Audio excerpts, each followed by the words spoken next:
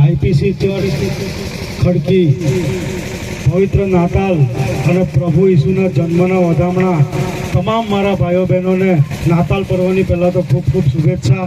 સાથે જે આશીષભાઈ અને એમના સમગ્ર ટીમે જે અમને આમંત્રણ આપ્યું અને આ મંચ પર બે બોલ બોલવાની તક આપી તે બદલ સમગ્ર ટીમનો પણ આભાર માનું છું.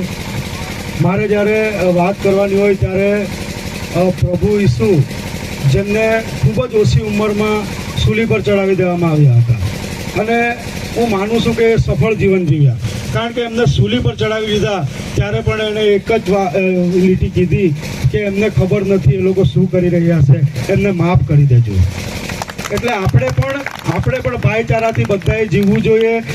પ્રભુ ઈસુનો મેં બીજું પણ એક પુસ્તક વાંચેલું, તેમાં હતું કે પ્રભુ ઈસુએ તમામ લોકોને ખવડાવ્યું હતું જ્યારે આપણા લોકોને ખાવાનું પણ ન મળતું હતું. ત્યારે પ્રભુ ઈસુએ કોઈ દિવસ ભેદભાવ કરેલો કે આ સમાજનો છે કે આ સમાજનો છે?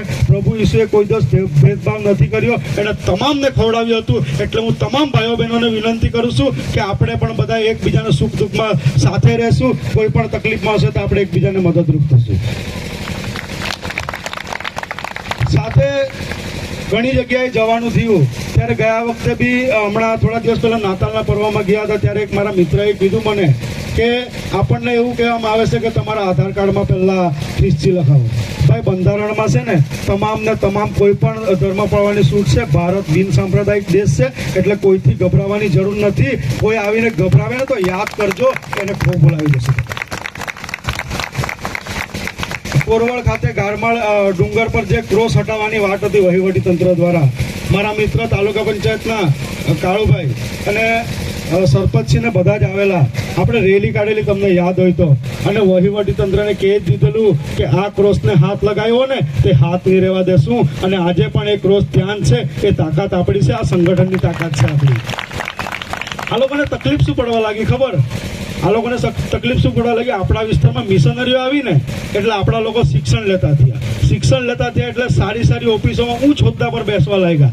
એટલે આપણા લોકોને આ લોકોએ સાહેબ કહેવું પડે ને. એ લોકોને એ તકલીફ પડવા લાગી કે આપણા લોકોને સાહેબ કહેવું પડે. પરંતુ આજે ખૂબ મોટી સંખ્યામાં બહેનો છે ત્યારે મારે બહેનોને કહેવું છે, એક રોટલી ઓછી ખાજો, કદાચ ઓછું ખાવાનું હોય તો ઓછું ખાજો, પણ આપણા આજે નાના બાળકો છે ને એને ભણાવજો, કારણ કે શિક્ષણ સૌથી મહત્વનું છે.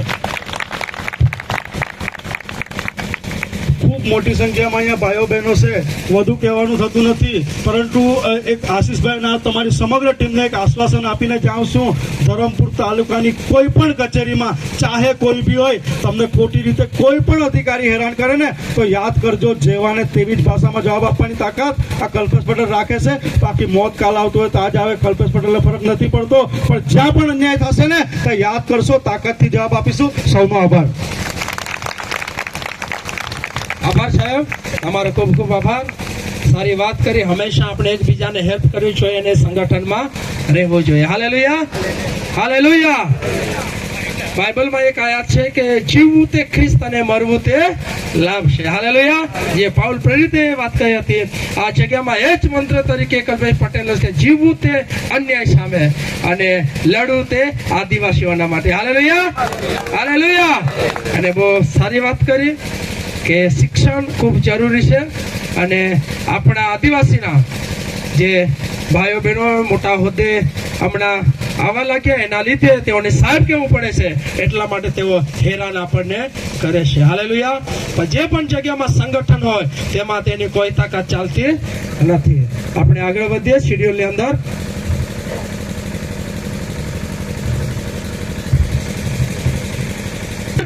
પડે એમના માટે અને એમને કહીએ કે તમારું વેલકમ છે. એની ટાઈમ તમે ગમે ત્યારે તમે આવી શકો છો, અમે તમારી રાહ જોશું.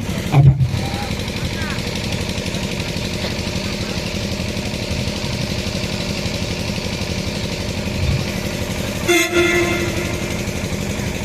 ઓપનિંગ માટે બહેનો આવજો. ચંપીબેન, ઋત્વિલાબેન,